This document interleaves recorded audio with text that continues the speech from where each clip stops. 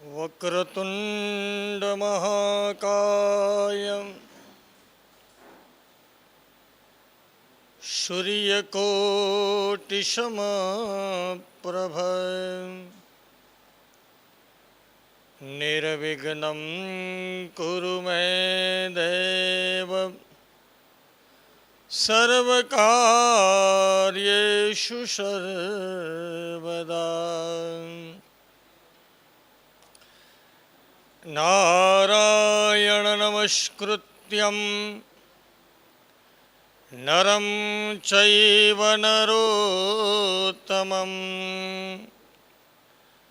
દેવીં સરસ્વતીર્વ્યાસં તતો જયમુદીરયેત.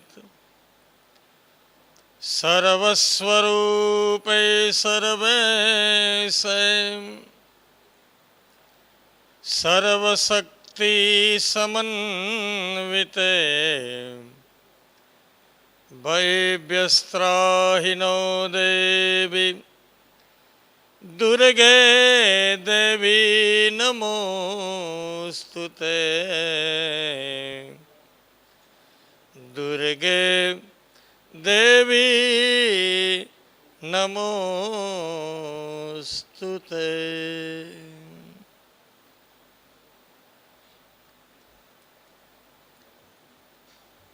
પરમ પવિત્ર પાવન એવા અધિક માસની અમૃત ધારા સત્સંગ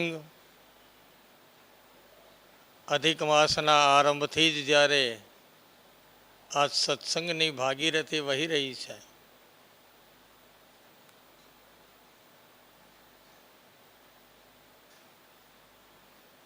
પુરુષોત્તમ માસ, એનું એક નામ મલમાસ પણ છે, અધિક માસ પણ છે. અધિક માસનું મહાત્મ્ય આપ અગાઉ પણ જાણી ગયા. શાસ્ત્રમાં કહ્યું છે કે અધિકસ્ય અધિકમ ફલમ. અધિક માસનું ફળ અધિક છે. પછી એ કોઈ પણ પ્રકારની વસ્તુ હોય, અધિકનું ફળ આપણને અધિક મળવાનું છે એ સ્વયં સિદ્ધ બાબત છે.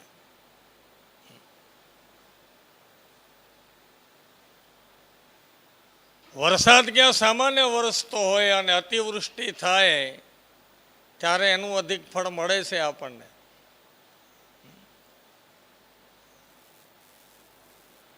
વધારે પડતું માણસ ભોજન કરી જાય ત્યારે પણ આપણે એમ કહી કહું આ તો આપણને અપચો થઈ ગયો, વધારે પડતું ભોજન થઈ ગયું.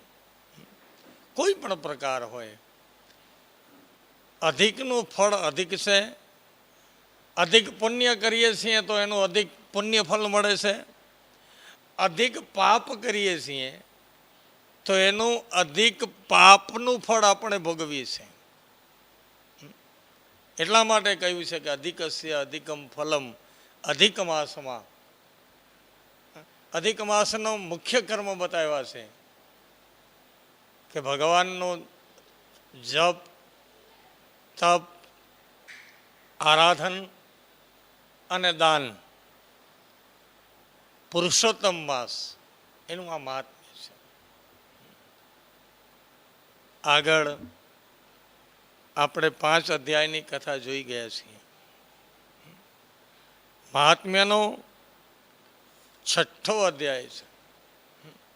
આગળ આપણે જોઈ ગયા કે ભાઈ મલમાસ એ બહુ દુઃખી થયા, કારણ કે દરેક માસના અધિષ્ઠાતા દેવતાઓ છે,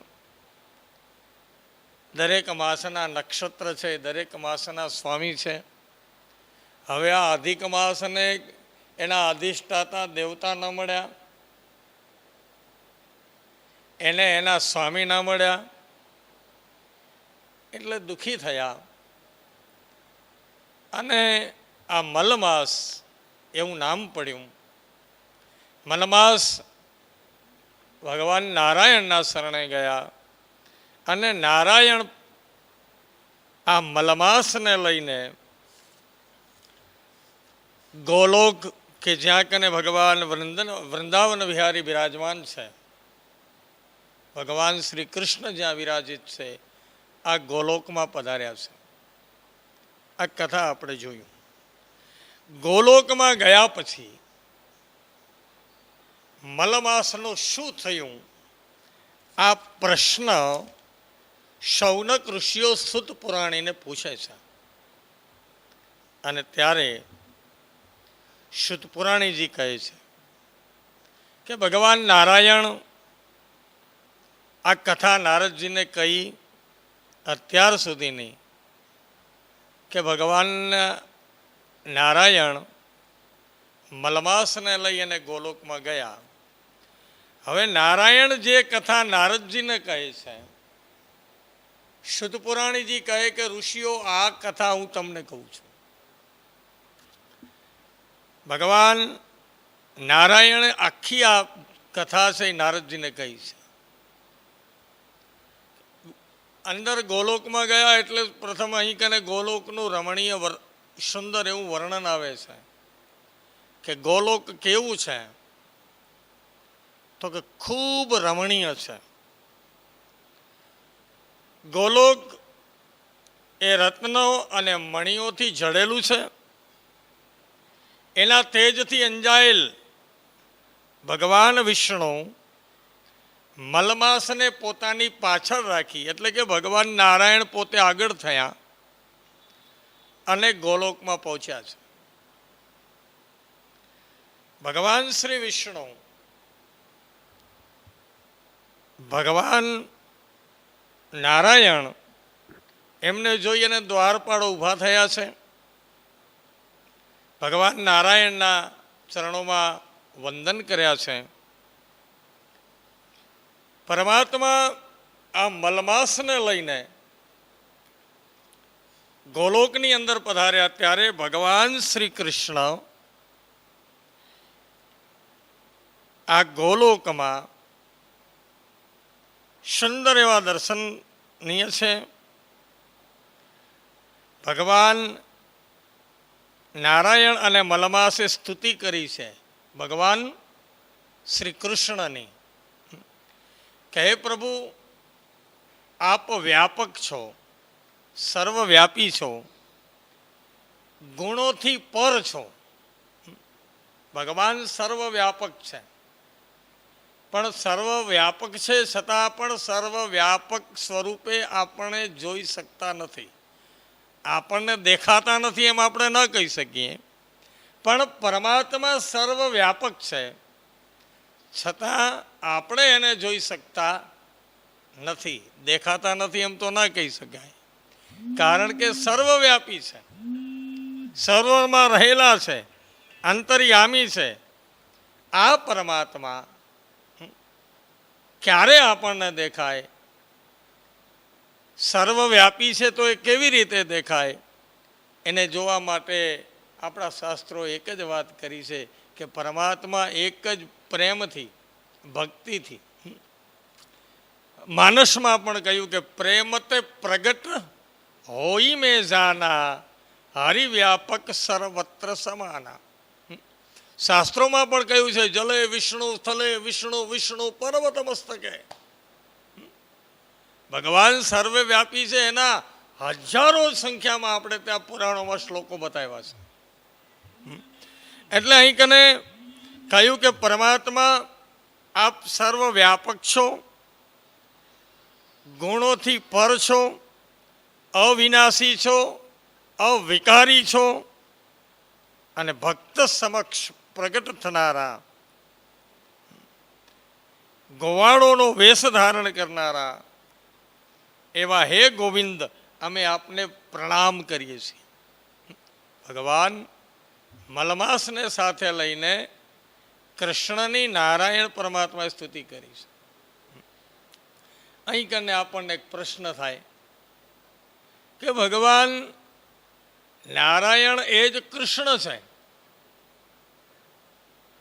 તો અહીં કને કૃષ્ણ અને નારાયણ આ બે સ્વરૂપ ક્યાંથી આવ્યા?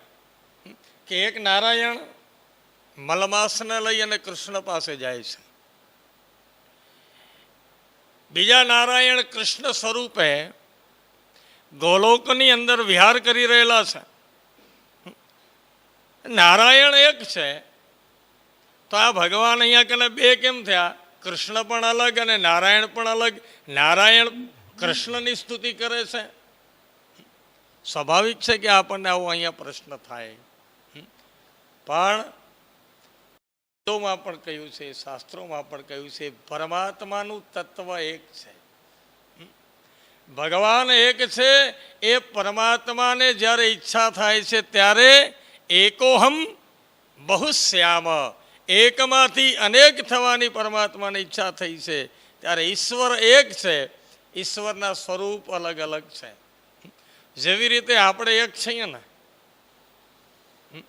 આપણે એક છીએ, આપણા સ્વરૂપ કેટલા છે? કોકના પુત્ર છીએ, કોકના બાપ છીએ, કોકના પતિ છીએ, કોઈના ભાઈ છીએ, કોકના કાકા છીએ, કોકના મામા છીએ. બહેનો હોય તો કોકની સાસુ હોય, કોકની વહુ છે, કોકની દીકરી છે, કોકની મા છે, કોકની બેન છે. આપણે એક, પણ આપણા સ્વરૂપ કેટલા છે? અલગ અલગ. એ જ રીતે ભગવાનને જ્યારે ઈચ્છા થઈ કે હું એક છું, એકોહમ બહુશ્યામ, એકમાંથી મારે અનેક થવાની ઈચ્છા થઈ, ત્યારે એ જ પરમાત્મા અનેક સ્વરૂપ ધારણ કરે છે. ભગવાન વિવિધ સ્વરૂપ ધારણ કરે છે, હરેક યુગમાં ધારણ કરે છે.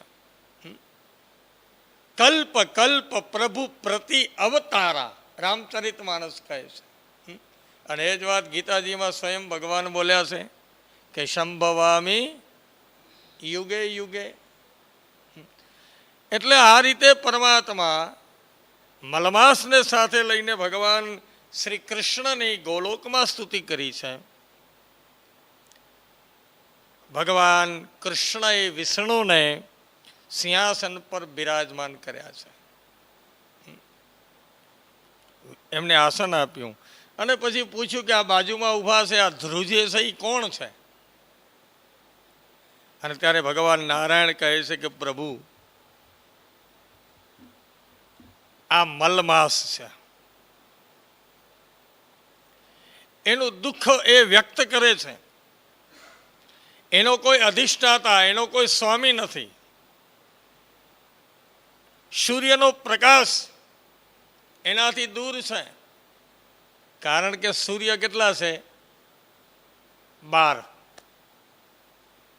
12 મહિના અને 12 સૂર્ય. સૂર્ય આપણને દેખાય એક છે, પણ છે કેટલા? 12. એક માસ એક સૂર્ય. દર મહિને સૂર્ય બદલે છે. શ્રીમદ ભાગવતના 12મા સ્કંદમાં કથા છે દ્વાદશ આદિત્યની.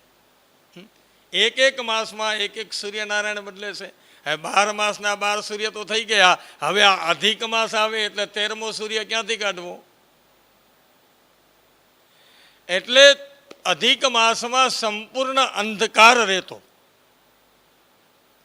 એટલે ભગવાન નારાયણ ભગવાન કૃષ્ણને કહે છે કે એક તો આના અધિષ્ઠાતા કોઈ સ્વામી નથી, પછી આને સૂર્ય નથી મળ્યા એટલે અંધારું રહે છે. આ મલિન કહેવામાં આવે છે અને શુભ કાર્યમાં આ મહિનાને અયોગ્ય કહેવામાં આવે છે. અધિષ્ઠાતા વિનાનો હોવાથી આ મલમાસમાં કોઈ દાન વ્રત આદિ કોઈ કંઈ કરતું નથી. સર્વ પ્રાણીઓ વનસ્પતિઓ આ બધાએ એને દુઃખી છે. મારી પાસે આવી અને પોતાની વિપત્તિ, હે ભગવાન, આ મલમાસે મારી પાસે કહી છે. હવે એનું દુઃખ છે એ ભયંકર છે. એ એક ખાલી આ મલમાસનું દુઃખ નહોતું, કારણ કે આપણે સમજી શકીએ છીએ કે આપણે ત્યાં આ વર્તમાન સમયમાં આટલો વરસાદ થયો અને કદાચ 2-4 દિવસ સૂર્યના દર્શન ના થાય તો આપણી પરિસ્થિતિ કેવી થાય? હવે એને બદલે આખો મહિનો સૂર્ય જ ન દેખાય. એટલે આ પૃથ્વી ઉપર રહેલ પ્રકૃતિ હોય કે જીવ હોય, આ બધાને પરેશાની થવાની. આખો મહિનો અંધારું રહે શું કરે માણસ? માણસનું આયુષ્ય ઘટી જાય, બીમારી આવે. જે આ સૃષ્ટિનું ચક્ર છે એમાં બહુ બાધા કરે. આખો મહિનો અંધકાર ને અંધકાર રહે તો. એટલે ભગવાનને કહ્યું કે પ્રભુ આ મલમાસનું દુઃખ છે, પણ મલમાસના દુઃખના લીધે સમગ્ર પૃથ્વી દુઃખી છે.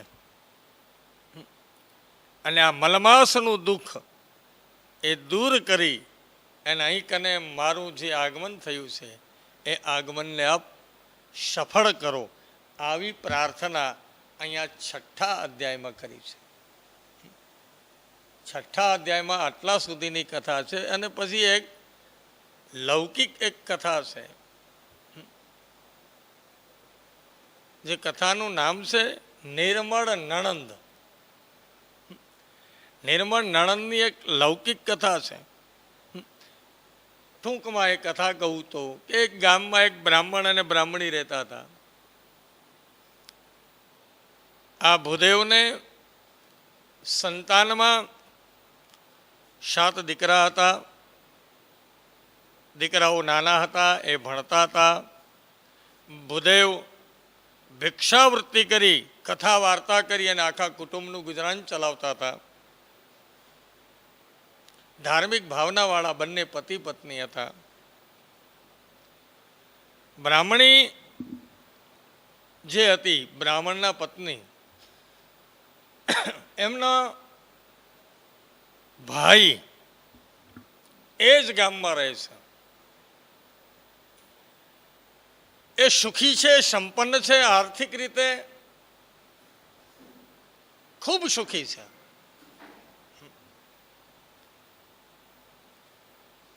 અને આ બ્રાહ્મણીનો ભાઈ પૈસે ટકે સુખી છે, ખાનદાની છે. પણ એના ભાઈની પત્ની એટલે કે જે ભાભી છે, એ ભાભી ઈર્ષાળુ છે. બેનને ત્યાં ભાઈને જવા નથી દેતી. કોઈ વ્યવહારિક કાંઈ પણ હોય તો એ એના પતિને એમ કહે કે તમારે ચિંતા નહીં કરવાની, વ્યવહારિક કામ બધા હું સંભાળીશ. ભાઈને ક્યારેક એમ થાય કે મારી બેનને ત્યાં હું જાઉં, એને કંઈક આપું, પણ આ ભાભી જવા નથી દેતી. અને નણંદબા એટલે કે આ બ્રાહ્મણના પત્ની પણ વધારે આગ્રહ ન કરતા. એક વખત અધિક માસ આવ્યો છે. પુરુષોત્તમ મહિનામાં બ્રાહ્મણ અને બ્રાહ્મણ પત્નીએ પુરુષોત્તમ માસનું વ્રત કર્યું છે.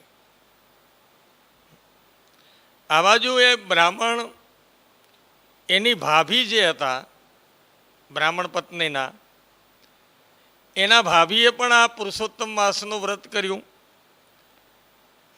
રોજ સવારે ઉઠે, કાંઠા ગોરમાનું પૂજન કરે, યથાશક્તિ દાન આપે. પુરુષોત્તમ માસ પૂર્ણ થવા આવ્યો એટલે આ જે ભાભી હતા એણે કીધું કે આપણે ત્યાં ભોજન સમારંભ કરીએ, બધાને ભોજન કરાવીએ, બધાને આમંત્રણ આપીએ. સુંદર એવું આયોજન કર્યું, બધાને બોલાવ્યા છે, બધાને નિમંત્રણ આપ્યા છે. અને એને એમ થયું કે મારી નણંદ ગામમાં રહે છે, મેં આખા ગામને કીધું અને જો મારી નણંદને નહીં કહું તો ખરાબ લાગશે. એટલે ખાલી કહેવા પૂરતી એની નણંદના ઘરે જાય છે અને કહે છે કે અમારે ત્યાં પુરુષોત્તમ માસ નિમિત્તે ભોજન છે, તમારે આવવાનું છે, પણ સાંભળો, એમને એમ દોડ્યા ના આવતા. હું જ્યારે તમને તેડવા આવું ને ત્યારે તમે ભોજન માટે આવજો. આમંત્રણ આપીને ચાલ્યા ગયા. બીજે દિવસે ભોજનનું આયોજન થયું. આ સાત ભાણેજ આજ પ્રસન્ન હતા કે ઘણા ટાઈમે ભોજન સારું કરવા મળશે, મામાના ઘરે જમણવાર છે, મામાના ઘરે જમવા જવાનું છે. આમ કરતાં કરતાં સાંજ પડી ગઈ, ભોજનનો સમય વીતી ગયો, રાત્રિ પડી. ભાભી તેડવા નથી આવ્યા. છોકરાઓ ભૂખ કરતા કરતા કરતા સૂઈ જાય છે. આ નણંદને એમ થયું કે સવારના કદાચ છોકરા ઉઠી અને એમ કહેશે કે મામાના ઘરના ભોજનનું શું થયું, તો હું એને શું જવાબ આપીશ.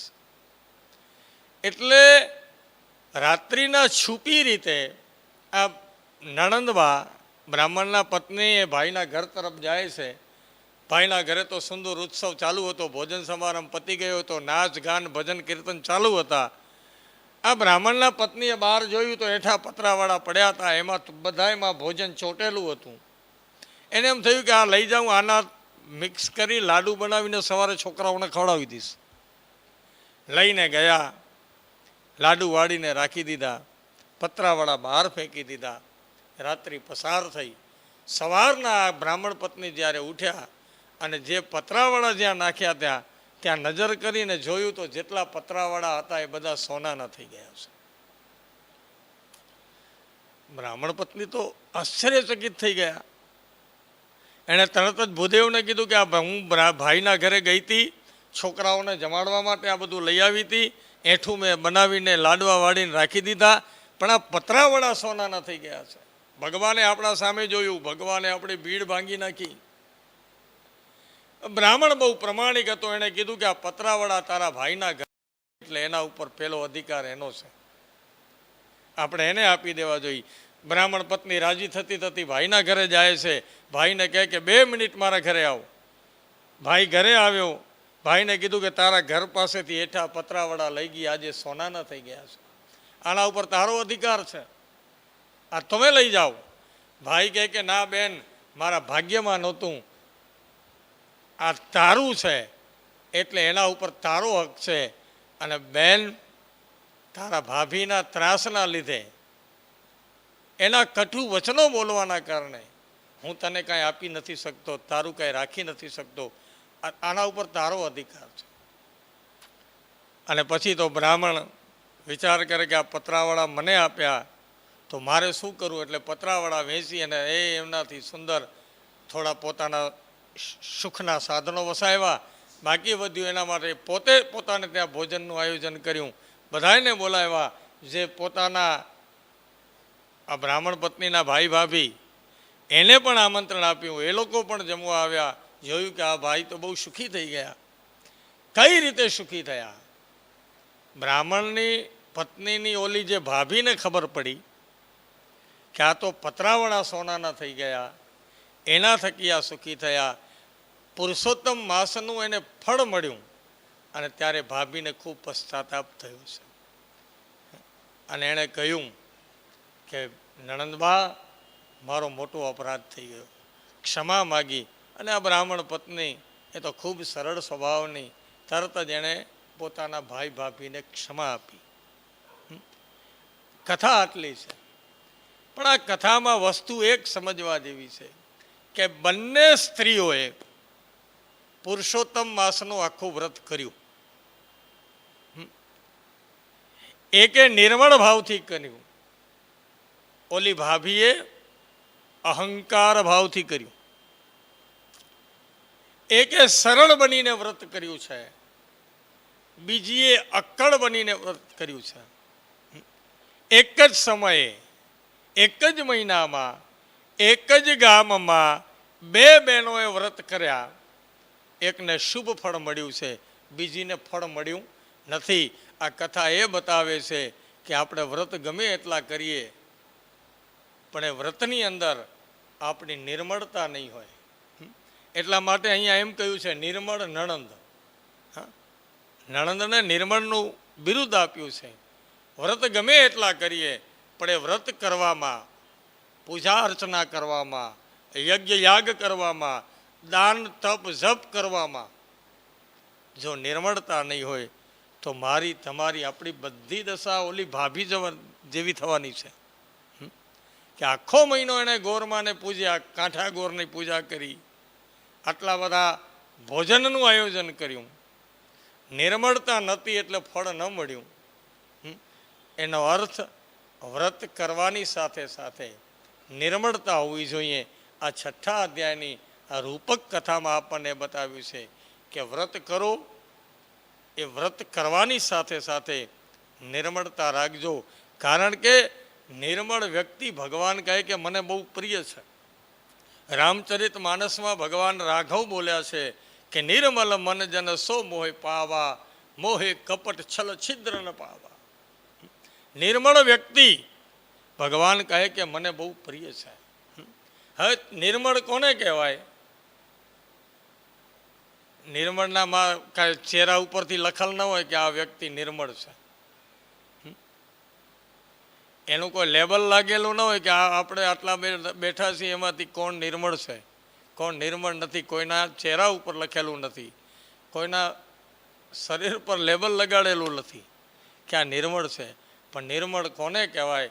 તો પુરુષોત્તમ યોગમાં ગીતાજીનો 15મો અધ્યાય, એમાં નિર્મળના લક્ષણ બતાવ્યા છે કે નિર્માન મોહા જીત સંગ દોષા અધ્યાત્મ નિત્યા વિનિવૃત્ત કામા દ્વંદ્વૈર્વિમુક્તા સુખ દુઃખ સંજ્ઞે ગચ્છન્તિ મૂઢા પદમ વ્યયમ તત નિર્માન મોહા. નિર્મળ વ્યક્તિનું પહેલું જ છે કે નિર્માન મોહા. જેને માનની અપેક્ષા નથી, જેને મોહની અપેક્ષા નથી, આ નિર્માન મોહા છે. બીજું જીત સંગ દોષા, જેણે સંગ દોષ જીત્યો છે. કારણ કે સંગ મારા તમારા આપણા બધા જીવનમાં એટલી અસર કરે છે. સારાનો સંગ આપણને ક્યાંય ઉન્નતિ સુધી લઈ જાય છે, એ જ રીતે કુસંગ આપણને આપણા પતન તરફ લઈ જાય છે. રસ્તા આપણા બે સામે છે. આપણે ઉર્ધ્વગામી બનવું કે અધોગામી બનવું, આપણે પ્રગતિના પંથે જવું કે આપણે પતનના પંથે જવું. રસ્તા મારા તમારા આપણા બધાની સામે છે, અને એ છે સંગદોષ. સારાના સંગથી પ્રગતિ છે, દુર્જનના સંગથી પતન છે. ગીતાજીમાં કહ્યું સંગાત સંજાયતે કામ, કામાત ક્રોધો વિજાયતે, ક્રોધાત ભવતી સંમોહ, સંમોહ સ્મૃતિ વિભ્રમ, સ્મૃતિ ભ્રંશાત બુદ્ધિનાશો, અને બુદ્ધિનાશો પ્રણશ્યતિ. કુસંગથી કેટલું બધું થાય? તો કે સંગાત સંજાયતે કામ. ખરાબ કુસંગનો સંગ કરીએ એટલે પહેલાં જ શું જાગે આપણામાં? તો કે કામના જાગે. કામના એટલે ઈચ્છા, કે આને આટલો સારો બંગલો છે ને મારે કેમ નથી? આને આટલી સારી ગાડી છે ને મારે આવી ગાડી કેમ નથી? આ બેન પાસે તો આટલા બધા પહેરવાના ઘરેણાં છે ને મારી પાસે કેમ કાંઈ નથી? ઈચ્છા જાગી. શું કામ? એના સાથે રહ્યા એટલે એમ કે મારું આના જેવું ક્યારે થાય ઘર, મને આના જેવી ક્યારે મળે ગાડી, મને આના જેવા ઘરેણાં ક્યારે મળે? ઈચ્છા આપણી ક્યારે જાગી? આપણે સંગત કર્યો, કામના જાગી. અને કામના પૂરી ન થાય, આપણી ઈચ્છા પૂરી ન થાય એટલે સ્વાભાવિક છે કે કામાદ ક્રોધો વિજાયતે. ઈચ્છા પૂરી ન થાય એટલે આપણને ક્રોધ આવે કે ના આવે? ક્રોધ થાય. અને ક્રોધ આવે એ એકલો નથી આવતો. ક્રોધ એનો એક ભાઈ છે, એનું નામ છે ક્રોધાદ ભવતી સંમોહ. જેને ક્રોધ આવે છે એ માણસને મોહ પણ થાય છે. ક્રોધ અને મોહ બે જુડવા ભાઈ છે. ક્રોધાદ ભવતી સંમોહ. અને જેને મોહ થતો હોય, એ મોહ એ પછી માણસની સ્મૃતિ ઉપર એટલી અસર કરે છે કે પછી પોતાનો લાભ ગેરલાભ નથી જોતું, પોતાનો હાનિ નુકસાન કે લાભ નથી જોતું, સત્ય અસત્ય નથી જોતું. મોહ થઈ જાય ને માણસને, પછી આ કાંઈ ન જોવે કે આનું પરિણામ કેવું આવશે, શું થશે. કારણ કે સ્મૃતિ ભ્રંશાદ બુદ્ધિનાશો, બુદ્ધિ નાશ પામે. સંમોહથી સ્મૃતિ આપણી એવી થઈ જાય અને એનાથી બુદ્ધિ નાશો એટલે કે બુદ્ધિ નાશ પામે. અને જે માણસની બુદ્ધિ નાશ પામે એ માણસનું બુદ્ધિનાશો પ્રણશ્યતિ, જેની બુદ્ધિ નાશ પામે છે એ માણસનું પતન થઈ જાય છે. માટે નિર્માન મોહા જીત સંગ દોષા અધ્યાત્મનિત્યા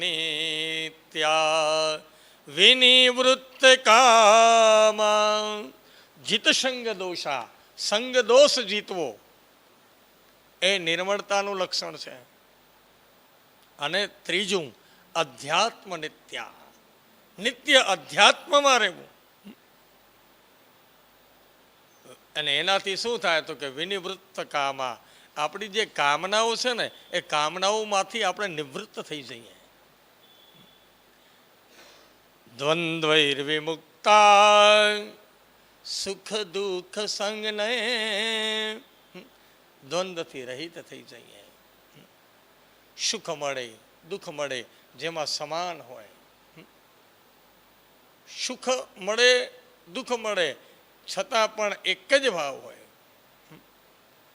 એને પ્રશંસા કરો કે એને ગાળો આપો એ બધું એને સમાન લાગે.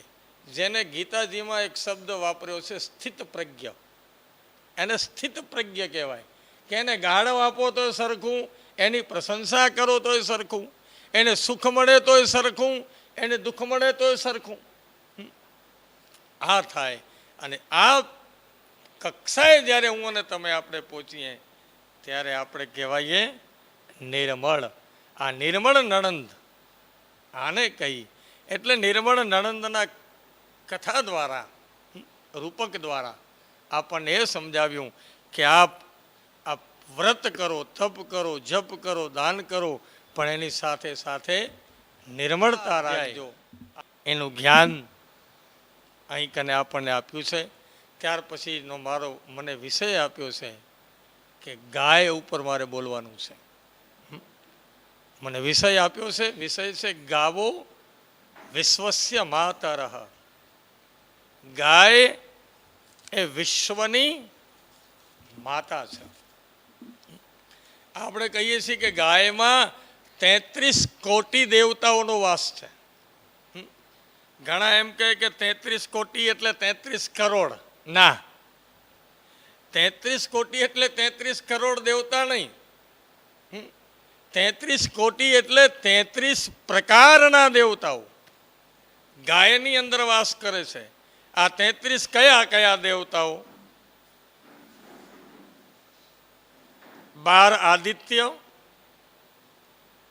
8 વસુ, 11 રુદ્ર, પ્રજાપતિ અને ઇન્દ્ર. ઘણા કહે છે કે પ્રજાપતિને બદલે બ્રહ્મા આવે, પણ બ્રહ્મા અને પ્રજાપતિ એ બે એક જ છે ભાઈ. પ્રજાપતિ એ જ બ્રહ્મા છે. આ 33 કોટી દેવતાઓ એનો ગાયની અંદર વાસ છે. અને ભગવાન કૃષ્ણ સ્વયં બોલ્યા છે કે ગાવો મેં અગ્રતઃ સંતુ, ગાવો મેં સંતુ પૃષ્ઠતઃ, ગાવો મેં હૃદયે સંતુ, ગવામ મધ્યે વશામ્યહમ. ગાયની આગળ હું છું, ભગવાન કહે. ગાયની પાછળ હું છું, ગાયના હૃદયમાં હું છું. ગાવો મધ્યે વસામ્યહમ. ગાયની અંદર ભગવાન કહે કે હું વાસ કરું છું. આપણે ત્યાં આદિ અનાદિ કાળથી સાચું જે ધન છે ને એ આ જ કહેવાતું. ગોધન, ગજધન, વાજીધન ઓર રતન ધન ખાણ, આ બધા જે કયા છે એમાં પહેલામાં પહેલું મુખ્ય ધન કયું કહેવાતું? ગોધન. સગાઈ સાતરા કરવા જતા ને એટલે રતન કેટલા છે, દાગીના કેટલા છે, ઘોડા કેટલા છે, આ બધું પછી પૂછતા. પહેલો પ્રશ્ન એ પૂછતા કે તમારે ત્યાં ગોધન કેટલું છે? ગોધન. નંદ બાબાને ત્યાં આટલી બધી સંપત્તિ હતી છતાં આપણે ત્યાં કને ભજન કીર્તનમાં આજે પણ આપણે ઉલ્લેખ શું કરીએ છીએ? નંદ બાબાના ઘરના ખજાનામાં કેટલા દાગીના હતા? એટલો ઉલ્લેખ નથી કરતા, પણ બહેનો કીર્તન કરતી હોય ત્યારે પણ એમ બોલે છે કે નંદ બાવાને ઘરે નવલખ દૂસે.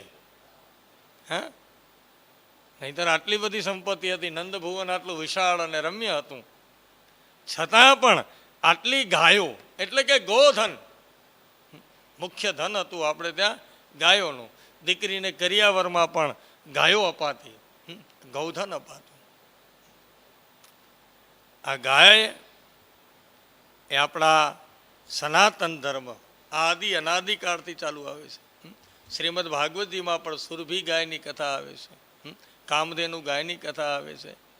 એટલી બધી ગાયને કામધેનુ કહેવામાં આવી છે, કારણ કે બધી મનોકામનાઓ પૂરી કરવાના કારણે જ ગાયને કામધેનુ કહી છે. આપણે તો શ્રદ્ધાવાળા છીએ, શ્રદ્ધા હારે જોડાયેલા લોકો છીએ, એટલે આપણે માનીએ જ કે ગાય બધી આપણી મનોકામનાઓ પૂર્ણ કરવા વાળું છે.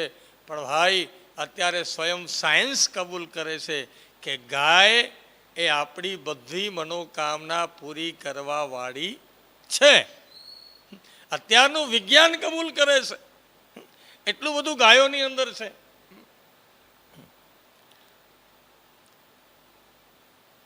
ગૌરક્ષા વિના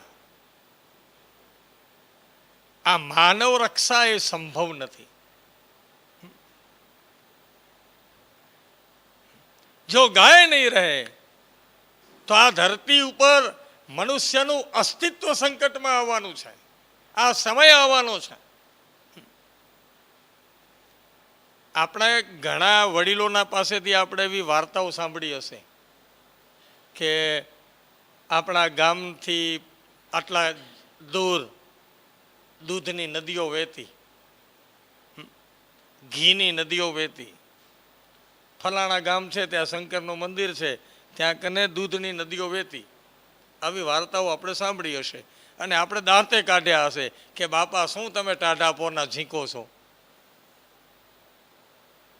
દૂધની નદીઓ કોઈથી વહે? આપણને અત્યારે માનવામાં નથી આવતું ને.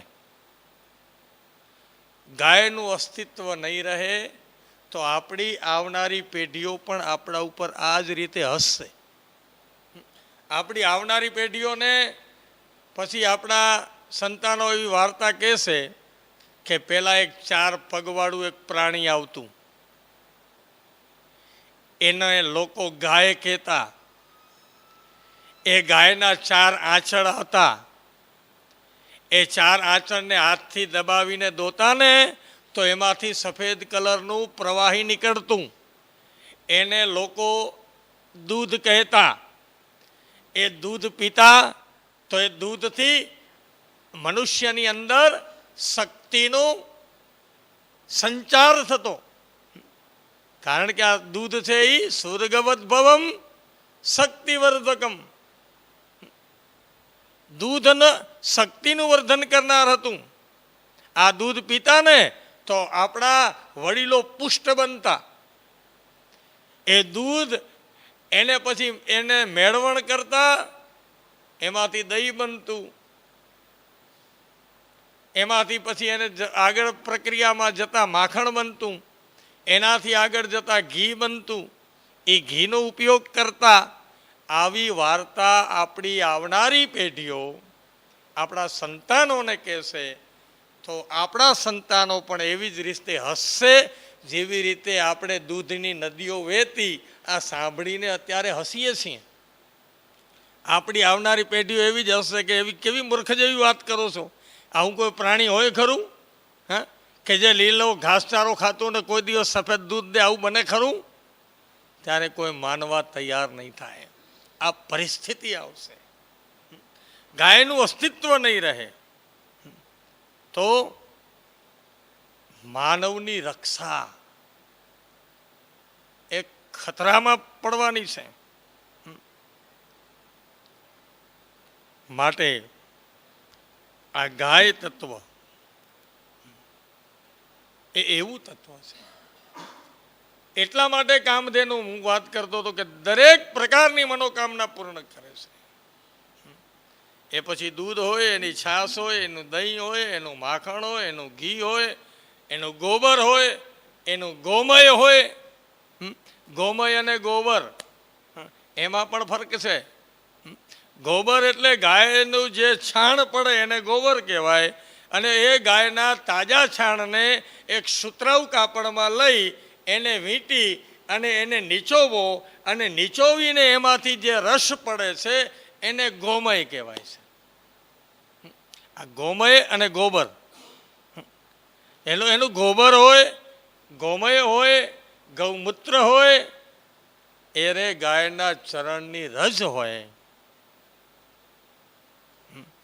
એનાથી આગળ એ ગાયનો ખાલી શ્વાસ ઉચ્છ્વાસ હોય. એક એક વસ્તુ, ગાયના પૂંછ હોય, ગાયની ખરી હોય, ગાયની ખૂંદ હોય, ગાયના શૃંગ હોય, ગાયના ગળામાં જે ઝાલર હોય એ ઝાલર હોય, ગાયના કર્ણ હોય, ગાયના કાન હોય. એક એક વસ્તુ, ગાયના દેહમાં કોઈ એક ભાગ એવો નથી કે જેમાંથી આપણને કાંઈ ન મળતું હોય. ગાયના ખરી જે છે ને, ગાયની ખરી, એ ગાયની ખરીથી જે રજ ઉડતી હોય, એ રજ ઉડતી હોય, એ રજની જ્યારે ઉડતી હોય ત્યારે જેને ક્ષય રોગ હોય, જેને ટીબીનો બીમારી હોય, ગાય જ્યારે ધણમાંથી આવતી હોય ને, અને એની જ્યારે ખરીથી જે રજ ઉડતી હોય, એ ક્ષયનો રોગી સાહેબ મોઢું ખુલ્લું રાખી અને એ રજ ઉડતી હોય, એ સમયે એની જે પવન છે એ પોતાના મુખ દ્વારા અંદર પ્રવેશ કરાવે તો એનો ક્ષયરોગ નાબૂદ થાય છે. આ ગાયના ખરીની ઉડતી રજની વાત કરી છે.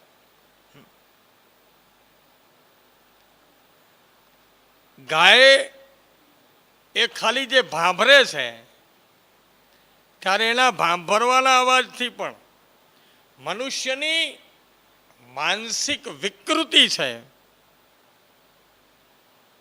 એ માનસિક વિકૃતિ એનાથી દૂર થાય છે, ગાયના ભાંભરવાના અવાજથી. ગાયની ખૂંદ છે, જ્યાં કને સૂર્ય કેતુની નાડી છે, ખૂંદ. આપણા ભારતની જે દેશી ગાયો છે એને જ આ ખૂંદ છે. ગાય છે ને એને ખૂંદ નથી હોતી.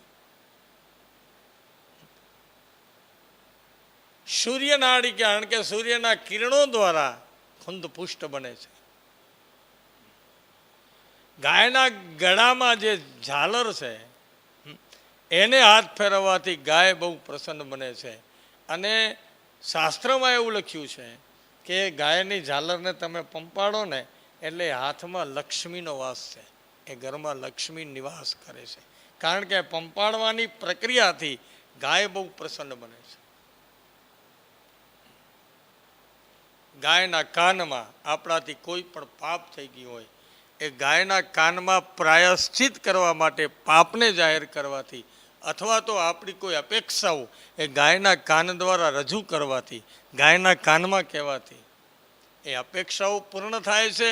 અને પાપ થઈ ગયું હોય તો એના કાનમાં પોકાર કરવાથી, એ પાપનું પ્રાયશ્ચિત કરવાથી, એ પાપના પ્રાયશ્ચિતમાંથી આપણને મુક્તિ મળે છે.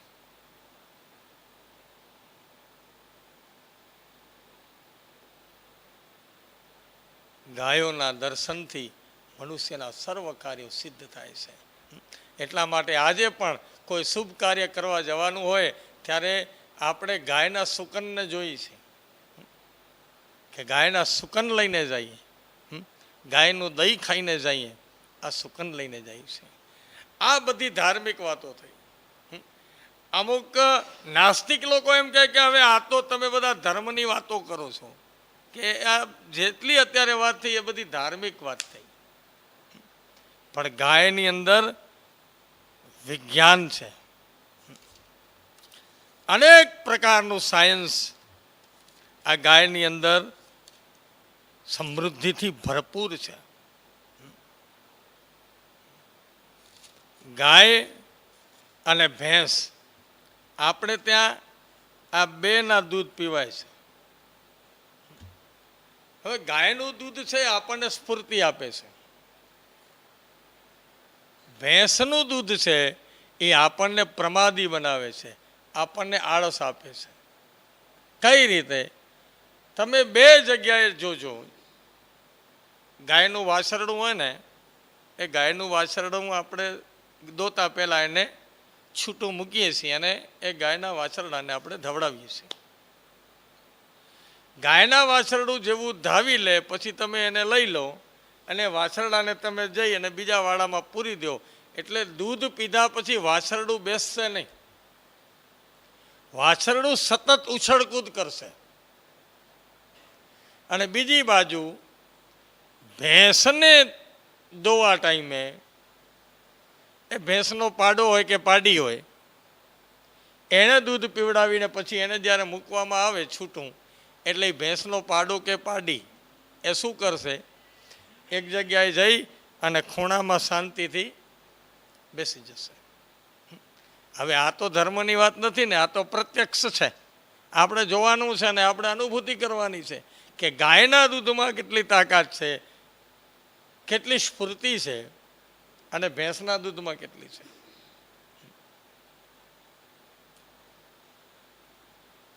બીજું, ગાયમાં શ્રવણ શક્તિ જબરજસ્ત છે.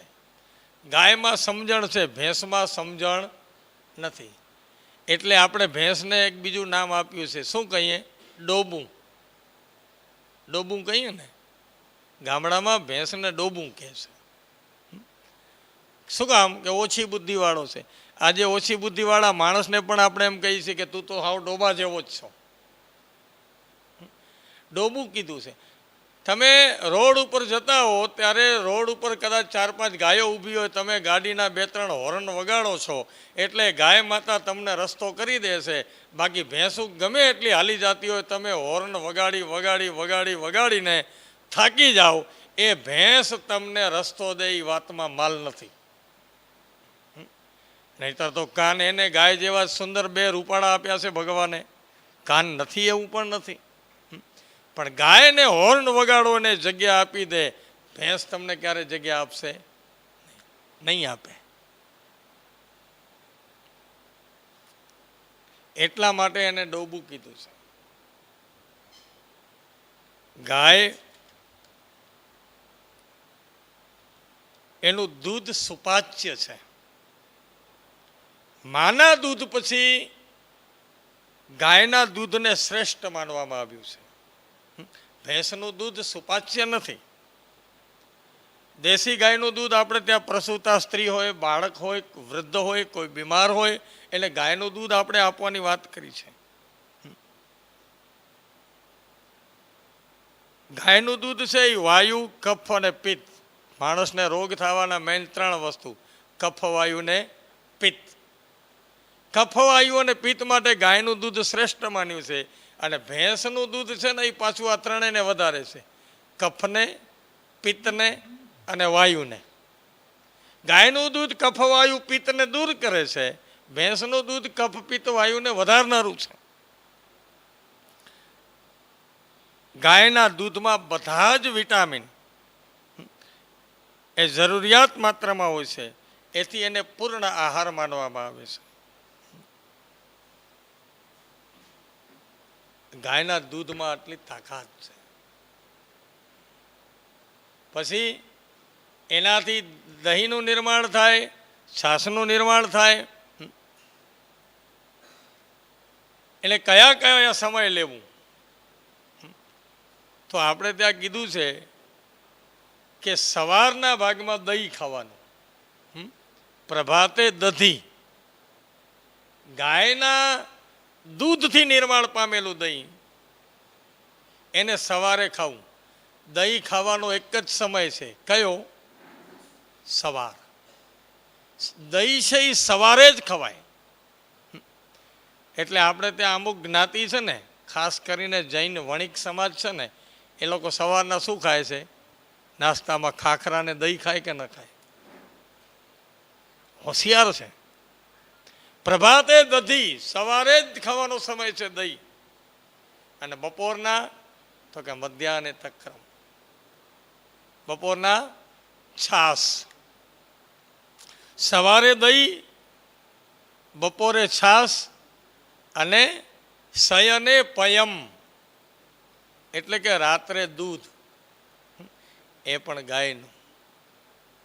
આ નિરોગી રહેવા માટે, તંદુરસ્ત રહેવા માટે, બીમારીઓથી દૂર રહેવા માટે, લાંબુ આયુષ્ય ભોગવવા માટે આપણા વિજ્ઞાને આ બધા કીધું છે.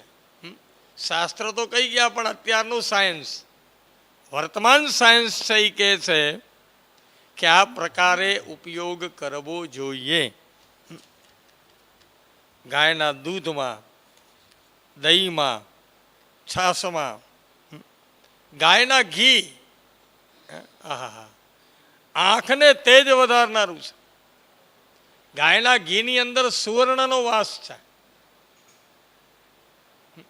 તમે ગાયનું ઘી અને ભેંસનું ઘી જોજો.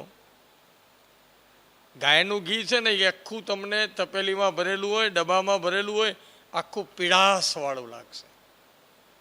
અને ભેંસનું દૂધ સાવ તમને સફેદ લાગશે.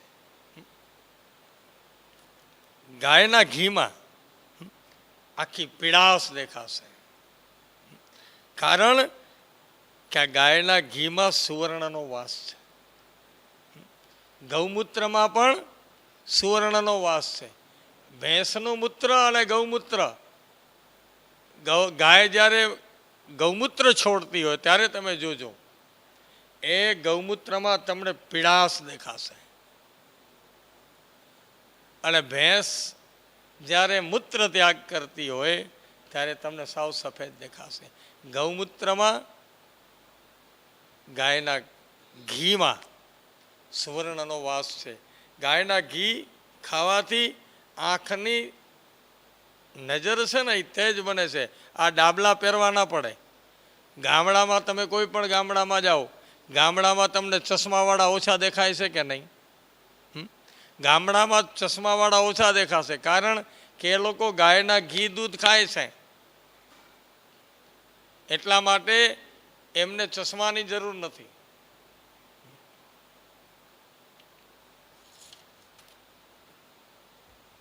ગાય, એનું છાશ, ઘી, દૂધ, દહીં, ગૌમૂત્ર, આ ગૌમૂત્રનો તો અત્યારે કેટલો બધો વિકાસ થયો છે. અનેક અનેક પ્રકારની દવામાં ગૌમૂત્રનો ઉપયોગ થાય છે. ગૌમૂત્રનો અર્ક, અનેક ગૌશાળાઓ આજે ગૌમૂત્રનો સંગ્રહ કરે છે, ગૌમૂત્રનો અર્ક બનાવે છે. ગૌમૂત્રના અર્કમાં એટલી તાકાત છે. ગૌમૂત્ર સાહેબ કેન્સર જેવા દર્દ એનો નાશ કરે છે.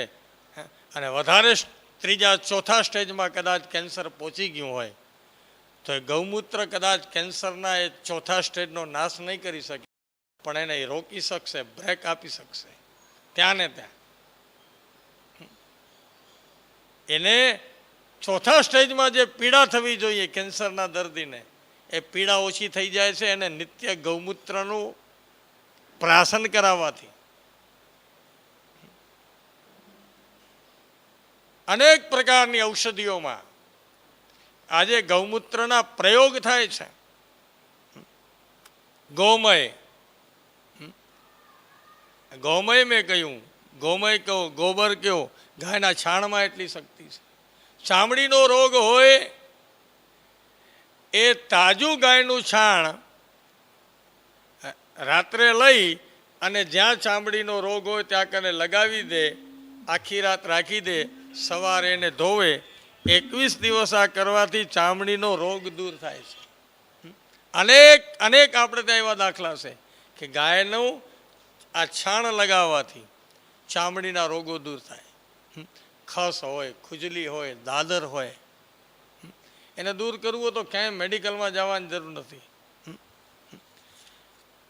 ગાયના છાણને લગાવી આખી રાત રાખવાથી એની અંદર આ ચામડીના રોગોને દૂર કરવાની તાકાત છે, આ શક્તિ છે. ગાયનું છાણ આવી ગયું, ગોમય આવી ગયું, દૂધ, ઘી, છાશ આવી ગયા. ગાયના દૂધમાં ઉચ્છ્વાસ, ગાયનો ઉચ્છ્વાસ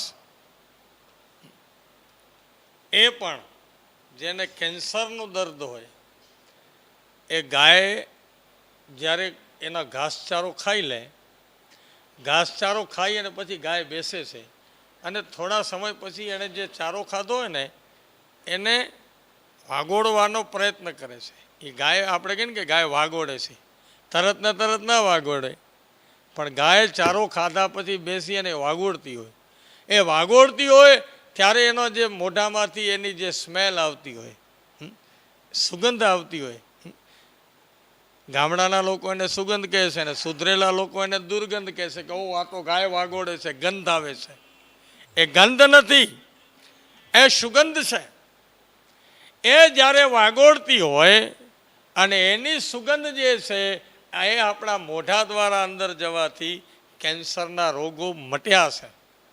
આપણા કચ્છમાં એવા દાખલાઓ છે. મારા એક મહાપુરુષ મિત્ર છે, એને જ્યારે ખબર પડી કે આ કેન્સર થયું છે એટલે એણે શું કર્યું, કાંઈ ન કર્યું, બધું મૂકીને એક ગૌશાળાની અંદર ચાલ્યા ગયા. ગૌશાળાની અંદર ચાલ્યા ગયા અને 2 થી 3 મહિના એ ગાયો વચ્ચે ખાટલો રાખ્યો અને જે ગાય વાગોળતી હોય એના શ્વાસ પોતાના મોઢા દ્વારા અંદર ઉતારતા આવ્યા. એ ભાઈ, એ મહાપુરુષ અત્યારે એકદમ સ્વસ્થ છે અને એને કેન્સરના રિપોર્ટ નહીં લાવ્યા છે. અત્યારે પોતે ગૌશાળા ચાલુ કરી છે, પોતે ગાયોનું પાલન કરે છે. આ ગાયના આ શ્વાસમાં તાકાત છે, આ વિજ્ઞાન છે.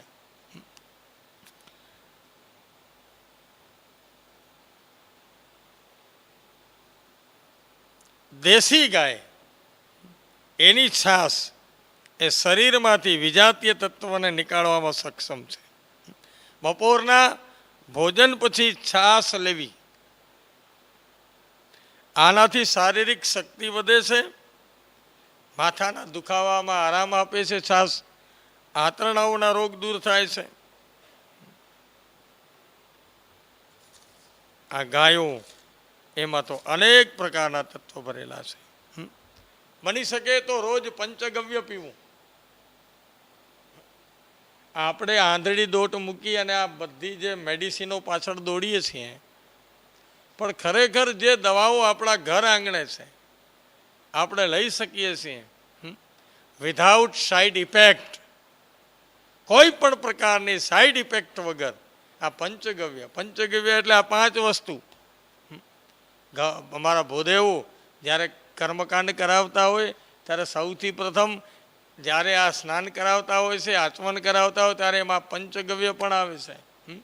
ગૌમૂત્રમ ગોમયમ ક્ષીરમ દધી સર્પી સમન્વિતમ સર્વ પાપ વિશુદ્ધિ અર્થે પંચગવ્ય પુનંતુ મામ.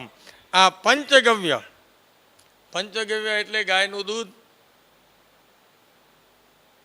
ગાયનું ઘી, ગાયનું દહીં, ગૌમૂત્ર અને મેં જે ગોમય કીધું, ગાયના છાણને સુતરાઉ કાપડથી નીચોવી અને એનો જે ઝરતો રસ, આ 5 વસ્તુ ભેગી કરી અને એનું 1 વાટકીમાં પ્રાશન કરવાથી આ ગૌમૂત્ર બની ગયું કહેવાય. તમારા નખમાં રોગ ન રહે સાહેબ, આ પંચગવ્યનું પ્રાશન કરવાથી. આપણા રાજસ્થાનમાં વિશ્વની સૌથી આપણી સારામાં સારી ગૌશાળા પથમેડા ગૌશાળામાં આપ જાઓ ને એટલે રાત્રિ રહેવાની ત્યાં વ્યવસ્થા છે. પછી સવારે ઉઠો એટલે તમને ત્યાં ચાય કોફી નથી આપતા. સવારે બ્રશ કરીને તમે તૈયાર થઈને ત્યાં કને જાઓ એટલે તમને 1 પડિયામાં પંચગવ્ય આપે છે અને પંચગવ્ય પીએ એટલે બહુ આનંદ આવી જાય. 1 પડિયો આખો પીવડાવે છે.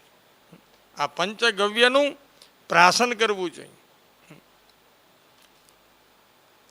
ગાયમાં તાકાત છે, ગાય આટલું બધું આપે છે, ગાય આટલી બધી. આપણા ઘરમાં બીમારી આવવાની હોય એની સૌથી પહેલી ખબર ગાયને પડે છે. કોઈ પણ ટાઇફોઇડ, મેલેરિયા આવા તાવ જ્યારે આવવાના હોય ને ત્યારે સૌથી પહેલાં ગાયને ખબર પડે. એટલે ગાય જ્યારે જંગલમાં ચરવા જાય ત્યારે મામેજો નામની એક ઔષધિ આવે છે. મામેજો એ ગાય છે ને એ મામેજો ખાય છે. મામેજો કાંઈ ગાયને ભાવતો નથી, ગાયને પ્રિય નથી. પણ ગાય મામેજો શું કામ ખાય છે? કે આ રોગ આવવાનો છે, મારા ઘરના જે પરિવારના સભ્ય છે એને આ રોગ ના આવે એટલે મામેજો ખાય. અને મામેજો ખાઈને અંદર ઉતાર્યા પછી એનું દૂધ આપણા ઘરના પીએ તો ટાઇફોઇડ કે મેલેરિયા ગમે એવા આવે, જે આ ગાયનું દૂધ પીએ એને આ અસર કરતા નથી. કારણ ગાય મામેજો ખાઈને આવી છે.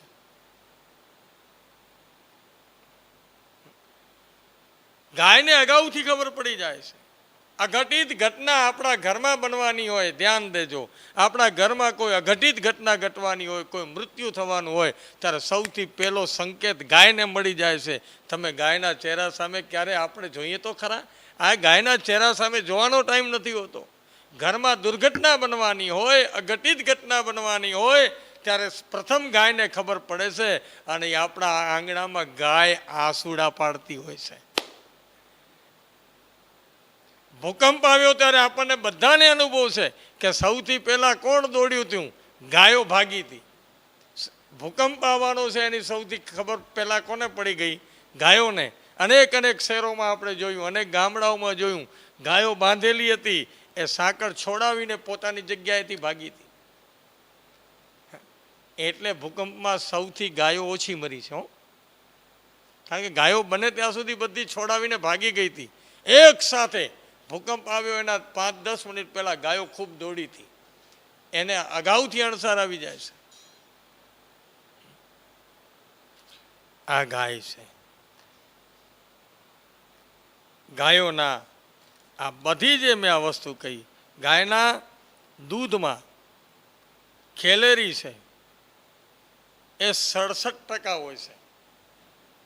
67% કેલેરી. માતા બાળકને જન્મ આપે છે ત્યારે માના દૂધમાં જે કેલેરી છે ને એ 65% હોય છે. પણ ગાયના દૂધમાં આ કેલેરી છે એ 67% હોય છે. માના દૂધમાં પ્રોટીન 1.2% હોય છે. ગાયના દૂધમાં પ્રોટીન 3.3% હોય છે. ત્યારે ગાયના દૂધમાં અનેક પ્રકારના ખનિજ છે.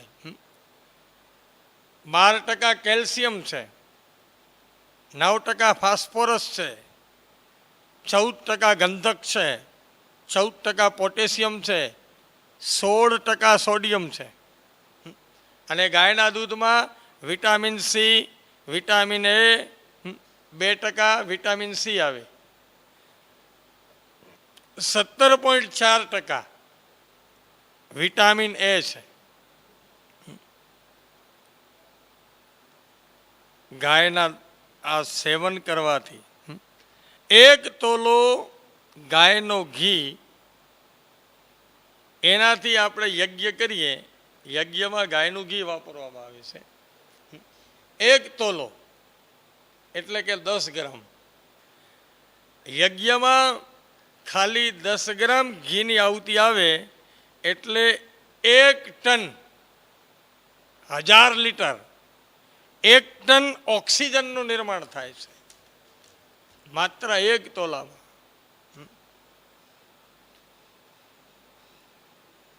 ગાયના ઘી એનાથી યજ્ઞ કરવો જોઈએ.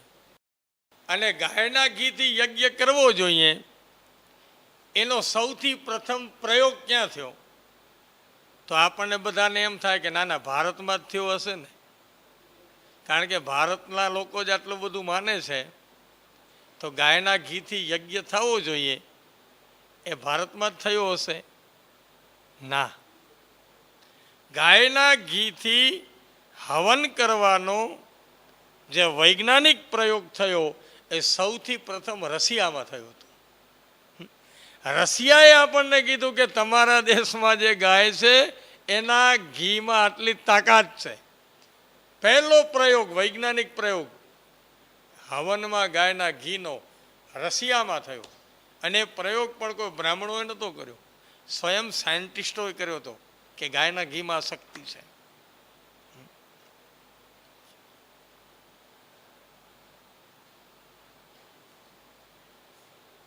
સ્વર્ગની આપણે ત્યાં એક અપ્સરા છે, ઉર્વશી. આ ઉર્વશી અપ્સરા એણે પુરુરવા રાજા પાસેથી અમૃત નહોતું માગ્યું. પુરુરવા પાસે અમૃત હતું. ત્યારે ઉર્વશી અપ્સરા એમ કીધું કે મને આ અમૃતની જરૂર નથી, અમૃતને બદલે મને ગાયનું ઘી આપો. પુરુરવા પાસેથી ઉર્વશીએ ગાયનું ઘી પીધું હતું, એવી કથા છે આપણા શાસ્ત્રોમાં.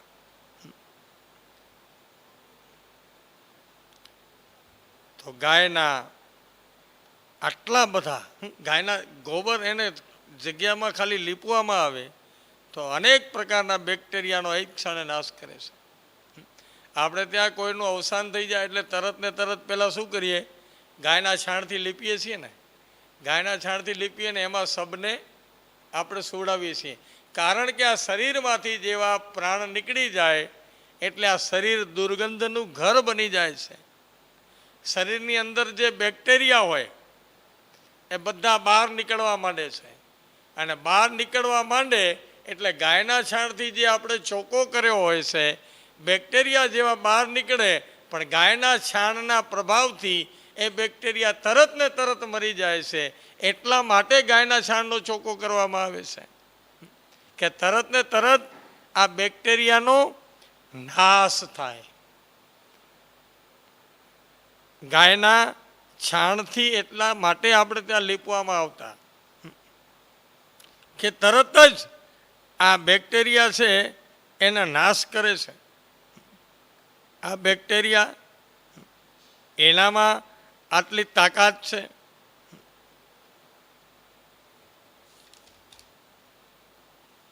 ગાય એનું છાણ છે, સર્પ કરડ્યો હોય, વીછી કરડ્યો હોય, એના ડંખના સ્થાન ઉપર ગાયનું તાજું છાણ ચોપડી દેવામાં આવે તો એ સર્પ કે વીછીનું ઝેર પણ ઉતરે છે.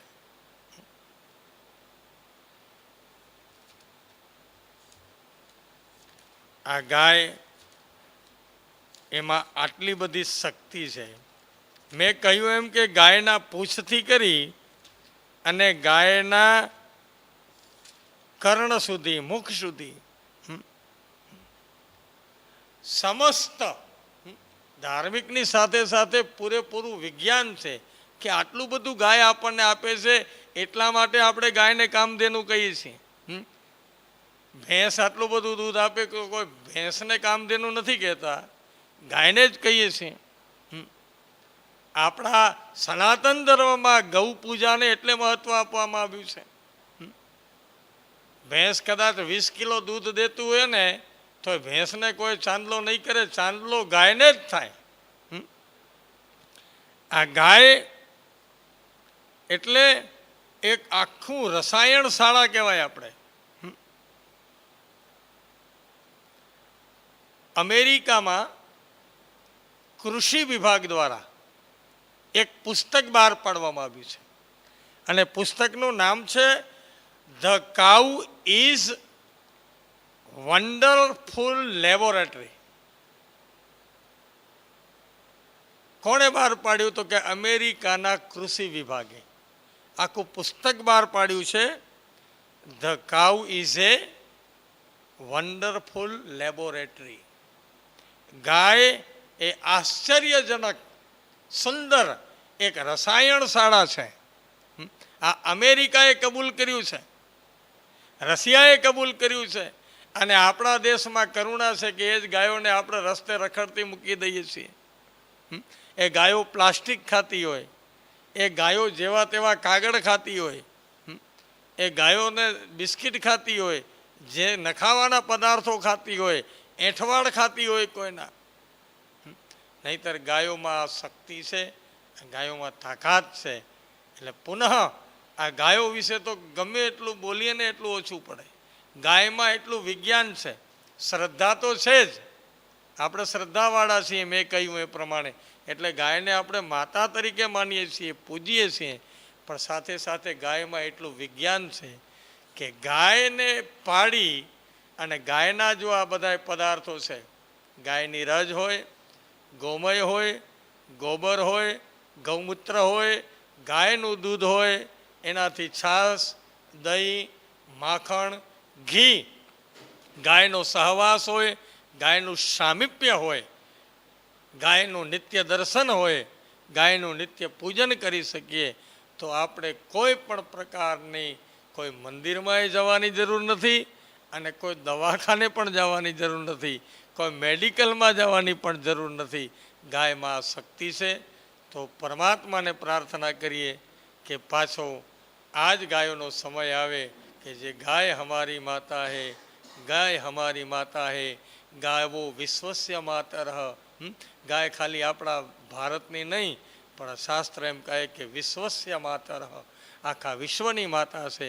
તો આપણે પણ બધા ગાયો પ્રત્યે આટલા સજાગ બનીએ, ગાયોની રક્ષા કરીએ, ગૌ સંવર્ધન કરીએ, ગાયોનું પાલન કરીએ, ગાયોનું પૂજન કરીએ, ગાયોની રક્ષા કરીએ અને પરમાત્માને પ્રાર્થના કરીએ કે હે ભગવાન, પાછો એવો સમય આવે કે આખું જગત પાછું એમ કહે કે ગાવો વિશ્વસ્ય માતર. આ મારો વિષય મેં કને રજૂ કર્યો.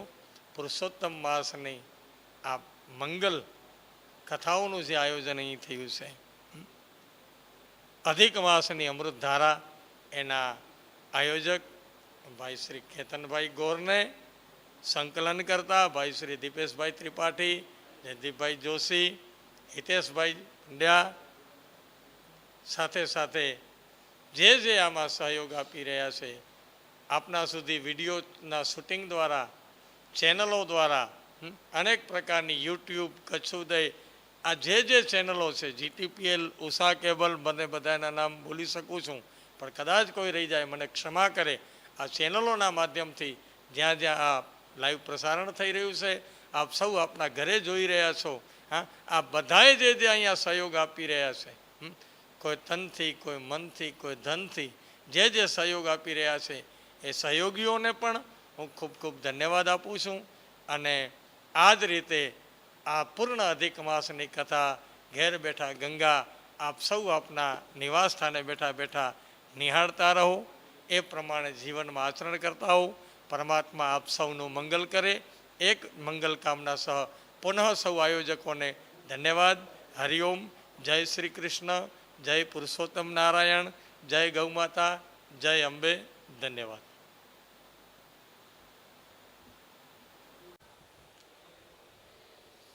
જય શ્રી કૃષ્ણ. આજે આસો અધિકનો 6થો દિવસ. આપણે આ જ્ઞાન ભક્તિના રસમાં એ જ પ્રાપ્ત કરવાનું છે કે જ્યારે આપણે જીવનની અંદર સંકટો આવે, આપણા જીવનમાં આગળ વધવું હોય, ત્યારે જો કોઈનું ધ્યાન કરવું હોય ને તો એ આપણે પરમ કૃપાળુ પરમાત્મા, આપણા જે મૂળભૂત ઈશ્વર છે એમનું ધ્યાન કરવું, આપણા દેવી દેવતાઓ છે એમનું ધ્યાન કરવું. અને આ જે ભક્તિનો મહત્ત્વ છે એ દેવી દેવતાઓ અને એમનામાં જ રહેલી છે એક અપાર શક્તિ. તો અમારો કહેવાનો તાત્પર્ય એ જ છે કે જ્યારે આપ જીવનમાં ભક્તિ કરો ત્યારે મૂળભૂત જે આપણા ભગવાનના સ્વરૂપ છે એને જ યાદ કરો. અસ્તુ સર્વેને જય શ્રી કૃષ્ણ. જય પુરુષોત્તમ નારાયણ.